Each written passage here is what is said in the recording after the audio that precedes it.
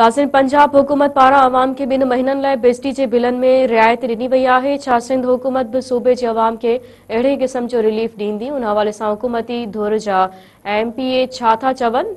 ॾिसूं था कराची मां मिरान टीवी जे रिपोर्टर अनवर बुज़दार जी रिपोर्ट। पंजाब हुकूमत 2 महीननि जे लाइ अवाम जे लाइ बिजली जे बिलनि ते जेको सो रियायत कई आहे। सिंध हुकूमत मुस्तक़बिल लाइ अहिड़ा फ़ैसिला कंदी या न। पाण हींअर सिंध असेंबली में मौजूदु आहियूं। सिंध असेंबली में मुख़्तलिफ़ सिंध जे तकनि मां आयल MPN सां ॻाल्हि ॿोल कंदासीं त छा सिंध हुकूमत अहिड़ा फ़ैसिला कंदी अवाम खे रिलीफ ॾियण में? सिंध हुकूमत हिन ते संजीदगी सां गौर करे रही है।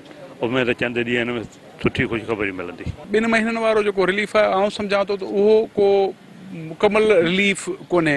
माण्हुनि खे प्रॉब्लम हूंदो 2 महीननि खां पोइ साॻिया उहे बिल ईंदा 1 महीने में, पर चङो कमु कयो अथसि। असां उन कयूं था। इंशाअल्लाह ताला सिंध हुकूमत पंहिंजे माण्हुनि लाइ सोचे थी ऐं यकीनन सिंध हुकूमत अहिड़ो प्रोग्राम खणी ईंदी जंहिंमें रुगो 2 महीननि जो इशू न हूंदो, पर पूरे साल लाइ सिंध हुकूमत माण्हुनि खे सहूलियत ॾींदी। जंहिं स्पीड सां बिजली जे बिलनि जी जेका आहे सो अमाउंट वधियो आहे ऐं वधी आहे, अवाम तमामु परेशान आहे। ऐं मां सम्झां थो हिकिड़ो प्रेसिडेंट पंजाब गवर्नमेंट सेट कयो आहे ऐं गवर्नमेंट सिंध गवर्नमेंट बि हमेशह इहा कोशिशि कई आहे त पंहिंजी अवाम खे मुख़्तलिफ़ तरीक़नि सां हमेशह रिलीफ ॾिनो आहे। असां सिंध गवर्नमेंट खे बि अपील था कयूं त जीअं पंजाब वारनि रिलीफ ॾिनो आहे ऐं ॾियण बि खपे। ऐं एक्चुअल सॼो बेसिकली पाकिस्तान खे हलाइण वारो सिंध। दुनिया में बिजली जी जेके यूनिट्स जी क़ीमत तमामु घणो घटि आहे निस्बतन पाकिस्तान जे, इवन अफ़गानिस्तान खां जो। हे हिकु क़िस्म जी ज़्यादती आहे बिजली वारनि जी, मोनोपोलियो आहे।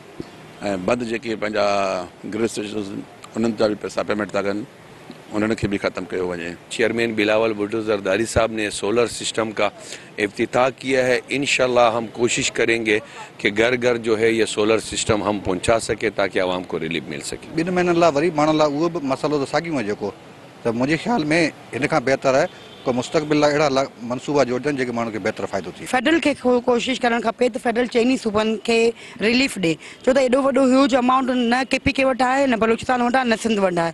त असीं सम्झूं था त रिलीफ जेको आहे उहो वफ़ाक़ इनिशिएटिव वठे ऐं करे। असां सिंध गवर्नमेंट कोशिशि करे पई त असां उनखे ॿिए तरीक़े सां सिंध जे अवाम खे रिलीफ ॾियूं। पोइ सोलर जे हवाले सां रिलीफ ॾियूं था ऐं जेको टैक्स जे हवाले सां उहे बि जेके सजेशन्स ॾिनियूं आहिनि त उन हवाले सां जेको आहे न उहो जेको आहे बिजली बिलनि में रिलीफ ॾेई सघूं। बहितर पंजाब जे माण्हुनि लाइ त थी सघे थो, पर तबक़ाती फ़ैसिला थियनि। हिकिड़े सूबे में हिकिड़ो फ़ैसिलो, ॿिए सूबे में ॿिए फ़ैसिलो सूबे में।